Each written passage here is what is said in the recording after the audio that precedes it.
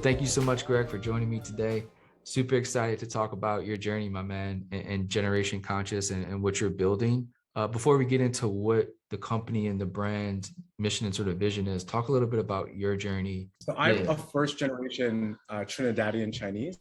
I grew up in Jamaica, Queens in the late 80s and early 90s. And at the time, there was 9 waste transfer facilities. And I ended up getting asthma and that's because, like the rest of the country, most of the waste in New York City went through the South Bronx and Jamaica, Queens, a low income Black and brown community. 70% of all toxic waste facilities in America are built within 1 mile of low income white, Black and brown communities. And it wasn't until I got a little bit older that I got really activated around environmental justice. And really that cataclysmic moment for me was when I was reading the last IPCC report, and it extrapolates data based on different temperature increases and how it's going to affect rising sea levels, and more specifically coastal communities. As temperatures get closer to like 1.9, 2.1 degrees, many folks in Trinidad and Tobago, where my 15 cousins and 6 aunts and uncles live, are going to ultimately, be challenged and potentially displaced by rising sea levels. And honestly, that's frankly what a lot of people today are dealing with in Bangladesh, Lagos in Nigeria, Indonesia. And so this isn't like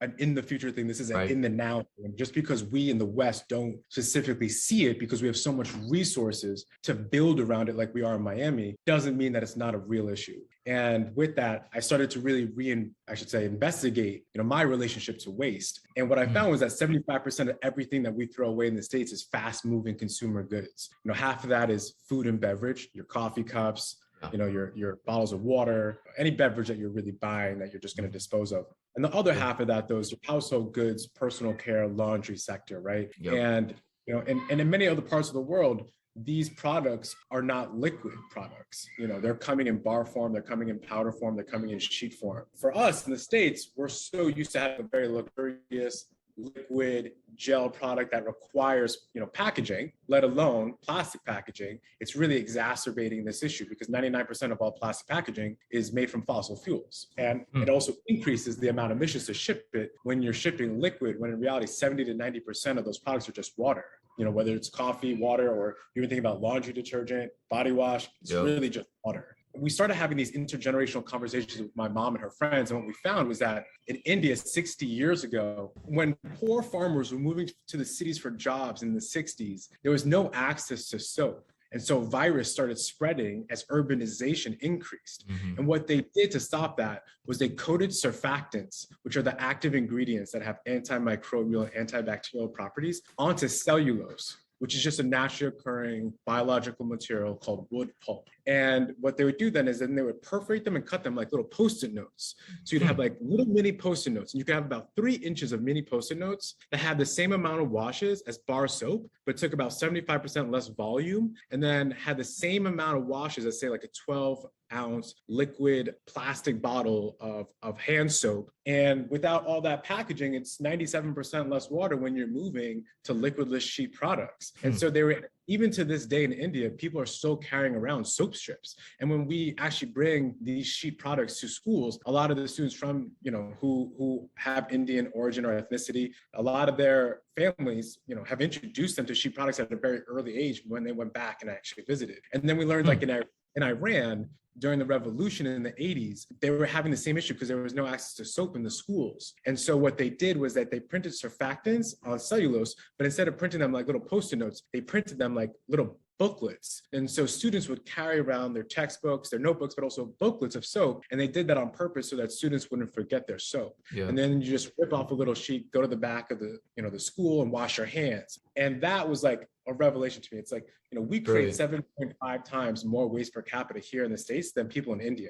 And so often we're like, oh my gosh, like, yes, China's now the biggest carbon emitter, but they have a much more comprehensive climate action plan to decarbonize than we do. A lot of their factories are already operating off hydroelectric power. This is just something that we just don't have here yet. We don't have that infrastructure. And so trying to not reinvent the wheel and borrow some of these concepts that have already been invented and then just put them through a central repository to, create a fully closed loop, zero waste system for fast moving consumer goods I was like, wow, I think we could do this. And then leveraging some of my past experiences around running global marketing campaigns for like New Balance and Samsung, and trying to apply this lens of like cool and youth culture to a sustainability movement that is typically designed, marketed, and priced for upper middle class people who really just aren't the ones who are pushing culture not whatsoever, and trying to make this a cultural moment to create that paradigm shift in the way that we think and dispose of everyday products. And so we launched these pilots at 5 schools a year ago to test these products before we built the machine at UPenn, Amherst, Williams, Bowdoin, and Cole and Wesleyan. And more than 84% of the students of the 4,000 who got our products said that they would actually pay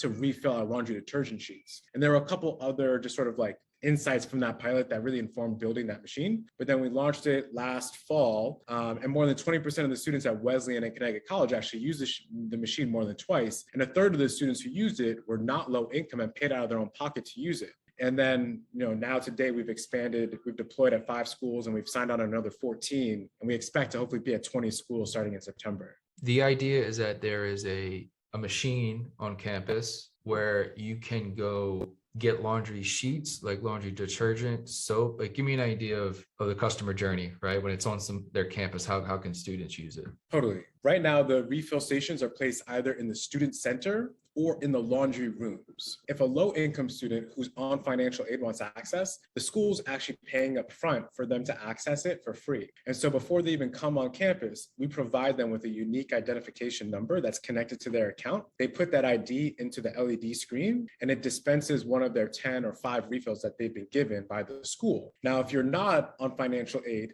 you can pay $10 or $20 on our website via a subscription model that gives you 5 refills of 10 sheets or 10 refills of 10 sheets. And then in your order confirmation email, you get a unique identification number that you then put into the tablet or the LED screen, and then it dispenses one of your 5 or 10 refills and deducts it from your account. Super simple. That's how it works. So the idea of going to schools first, was that because of the culture thing and they tend to move culture? Was that the only reason going to sort of schools first? So there's a number of different reasons. One, I started a worker cooperative art collective for Black and Brown artists who were between the ages of 19 and 25 without college degrees. I then was the leading campaign manager for Move On during the 2016 election, getting over 400 students from Ohio State to get out the vote. And I had started a nonprofit back in 2012 that was really aimed at helping young people in middle school and high school get the tangible skill sets needed to actually get into like the best schools possible, which meant like actually getting them real tangible work experience. And so my work has always been around empowering young people, specifically who come from marginalized communities, to take greater agency over their work and their life by providing them with these skill sets to do that. And so a lot of this is about providing equity back to these communities, and not just in providing them with these sheets for free, but we also roll out a workforce development program where we pay first-gen low-income and DACA students who disproportionately come from environmental justice communities $20 an hour to actually maintain and service these refill stations. Now, that's my personal journey. Yeah. From a macroeconomic perspective, when we think about all the different industries across the US that are fastly trying to move towards decarbonization and actually have the most aggressive, carbon neutrality goals, it's really educational institutions. So when we had first started in 2019, there was already 550 universities in the US that had committed to carbon neutrality by 2030 or 2040. And meaning on their campus? Yeah. Meaning as a campus? As a campus. And then on top of that, so that's from the top down, from the administrators, right? Now, from a bottom up approach, you had about 250, 300 campuses, and that's growing. I think today it's about 400, where there are students leading campaigns to ban single-use plastic bottles, right?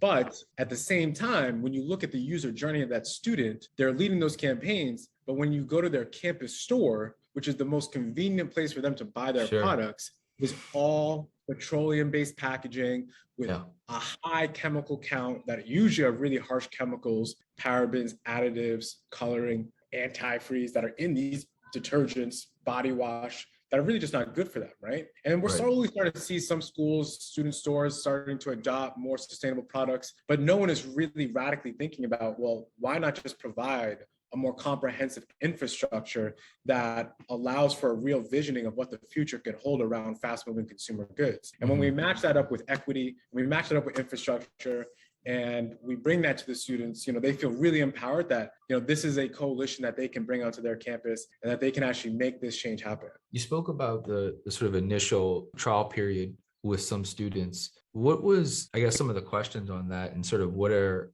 I guess, the students specifically at that first sort of beta test, what was their awareness for climate? I mean, it's such a broad term, right? But single-use waste, things like this, what were you asking them to in the survey, like asking them to write down like the feedback you were wanting to get from them? Yes, I mean, before we even launched it, we did a survey of over 1,000 students on college campuses across the country, and it was just, what products do you use today? What form are those products? How much do you pay? And do you currently use plastic-free options at all? Right. And would you be interested to utilize a plastic-free option? And which products are you most likely to refill to eliminate plastic packaging? And that really just kind of gave us a base level of where they're at in their customer journey. And then after they tried the products, what we really wanted to figure out is like, how much would you pay for this specific product? Right. Other products would you be willing to refill, right? Because economically, that's really important to us. But from a waste perspective, if we're going to be successful, we can't just roll out any products. It's got to be products that people are really willing to emotionally detach themselves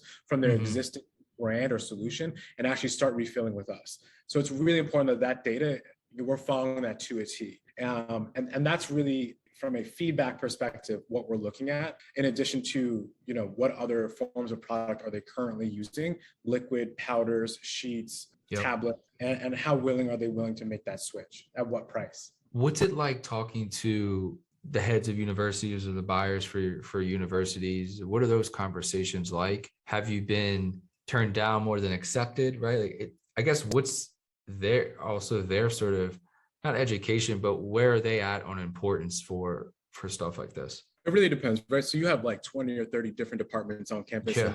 One of those departments have a different incentive model that pushes them. So we've gotten really good at understanding, I think, what those different incentives are, because frankly, if this isn't something that is in the line item of a budget for a department, right, I understand that they also have maybe 10,000 kids that they're dealing with, and no matter how great our solution is, it's at the bottom of the barrel, things that they need to get done. So if we're going to think about the school as a monolith just for a second, to just kind of maybe answer this question, what's most important from an administrative perspective is also making sure the students are happy. Yep. So we take a bottom-up, top-down approach, but we focus most of our efforts on the students. Because if we get enough students that are engaged and involved and are building a successful coalition on campus, the administration will pay attention.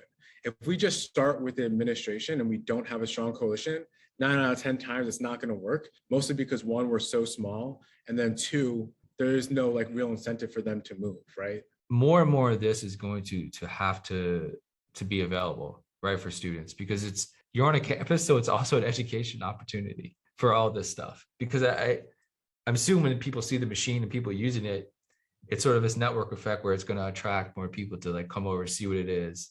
And then you get the story about what it is, learning more about what it is. There's an interesting way for universities and campuses to really take a lead for a bunch of this stuff.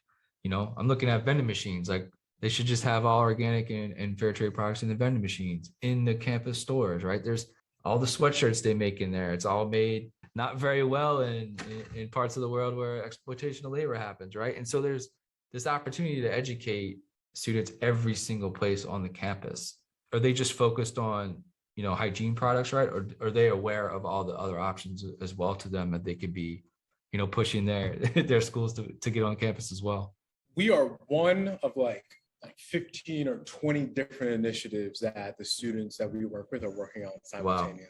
Wow. Land back, fighting for indigenous acknowledgement of the land that the school is on, and making sure that there's a movement to provide either reparations or money back to these indigenous tribes, to making sure the sourcing and the procurement is not just zero waste, but it's ethical, right, to working on gender and identity issues, obviously Roe versus Wade, and making sure the school is guaranteeing these rights for students, or at least in the localities that those schools are in, from a local and a statewide level.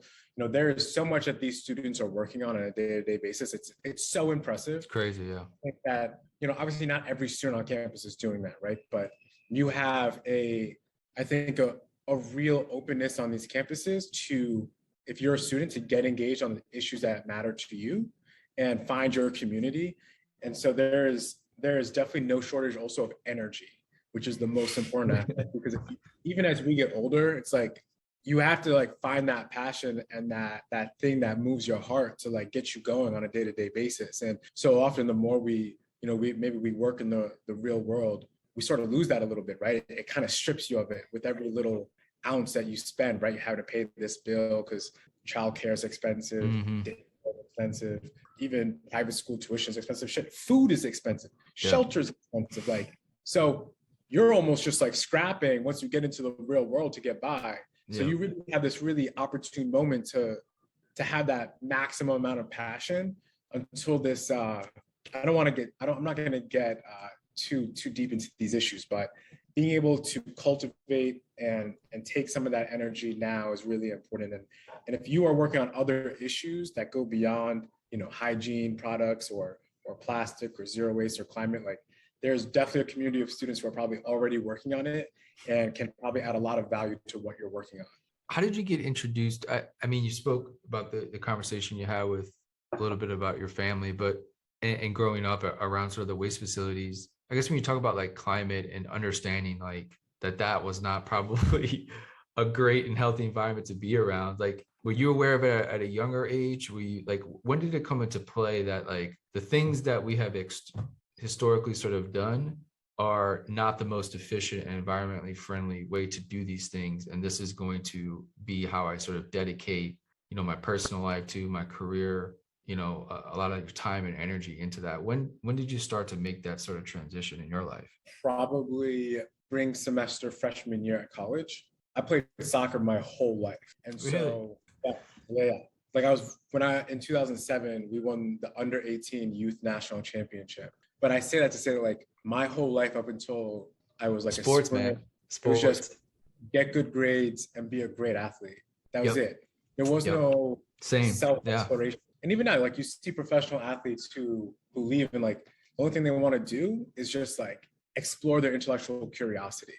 And I think so much of why I chose to go to the schools that I did was because I think growing up, I didn't have almost a space sometimes to have that sort of curiosity. And it wasn't until the first semester ended of spring or the first semester ended of fall and the soccer season was over that I had the time and space to find a community that aligned directionally to where I thought I wanted to go and allowed me the freedom to sort of explore and ask those questions and have those conversations where maybe I didn't know exactly at that moment, but through my own education, and I like to say like I build friends, like I think of like friendships as like co-evolution. I choose my friends based on the people who I think are gonna like actually help me become better. And if I don't think that you can actually help me become better, then I kind of like shed you very quickly, for better or for worse. Yeah. And maybe that's a very self-interested thing, but time is so short that you have to really be around people that are gonna help you grow. It was really around then and probably, to this day, like I still tell people I'm not gonna be my most enlightened or best self until I'm like 55. Like there's so much that is iterative of this process of life that I know a bit now, but there's so much more that I need to know. Yeah. And so this is all about trying to also provide other people with that platform to explore and challenge them to figure out, what is it that you want to know and making sure that you have the tools and resources available to get to that point. I want to end on a couple questions here. The first would be, your journey as like a founder and starting this company. Like, I guess, what are some of tips and advice you would give, founders wanting to get into this space, right? Get into sort of, whether it's the climate space, consumer goods space, there's a lot of different elements that go into, the company you're building because you actually have a physical product, which is, I guess, what advice would you give to founders coming into this space or wanting to get into this space? Irrespective of what you want to get into, you need to find your why as soon as possible because every day is going to be so challenging. Like there's going to be good days, but there's going to be more bad days than there are good days. There are days when I have so many losses that there are hours that I go with doing no work because I'm like so overwhelmed with emotion. And if you don't have a really strong why as to, why the fuck are you working on this? Right. You will evaporate so fast. Yeah. Because no strong core, no strong foundation to stand on. And the people who are the most successful, either have a ton of resources at their availability, so they can make 1,000 mistakes and it doesn't matter because they can keep going.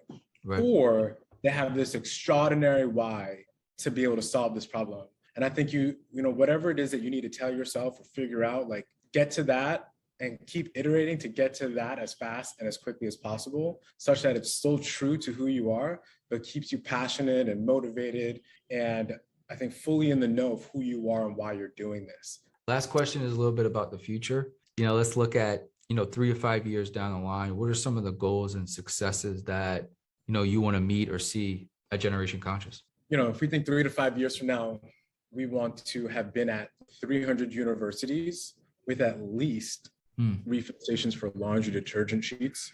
We are going to start testing multi-purpose cleaner sheets to replace single-use Clorox wipes that never biodegrade through the same machine, but really actually having the machine dispense at least 4 different sheet products in the next 3 to 5 years at 300 universities, and also being at 500 multifamily buildings, which is just apartment complexes that have on average anywhere from 80 to 500 tenants, hopefully even more than that. And then slowly starting to integrate ourselves into retail, by year 3. I think we have enough momentum in the school, in the multifamily space. We have a huge partner in the multifamily space that owns one of the largest residential complexes in downtown Manhattan. And we're really excited to announce that heading into the fall. So look out for that. That's great. And even as we think even beyond that, we want to be able to create that paradigm shift where you are just an average consumer, but you're demanding a zero waste refill infrastructure everywhere you go. Whether it's at Dollar General, it's at Walgreens, it's at CVS, it's at ShopRite, it's at Trader Joe's, and you want to know why everything you buy is in packaging, right? We're in the business of selling ideas, not products. We want you to be in the psyche of every consumer's mind around the country as to why everything that they've been given since that they've been on this earth, particularly if they've been living in America, has been done so backwards. Why do they have to be buying a piece of waste every time they check out at the grocery store? Why is it not the standard to have convenient, affordable access to zero waste, non-toxic products? How come everything is direct to consumer? How come everything is retail, right? How do we really start to change that conversation? And I think not just economically from a business perspective, making sure that we expand so that we can have a sustainable business, but really changing again the cultural psyche of the American consumer. Amazing, my man. Thank you so much for taking the time. Of course. Thank you so much. I hope you have a blessed day and, looking forward to hopefully coming back in the future.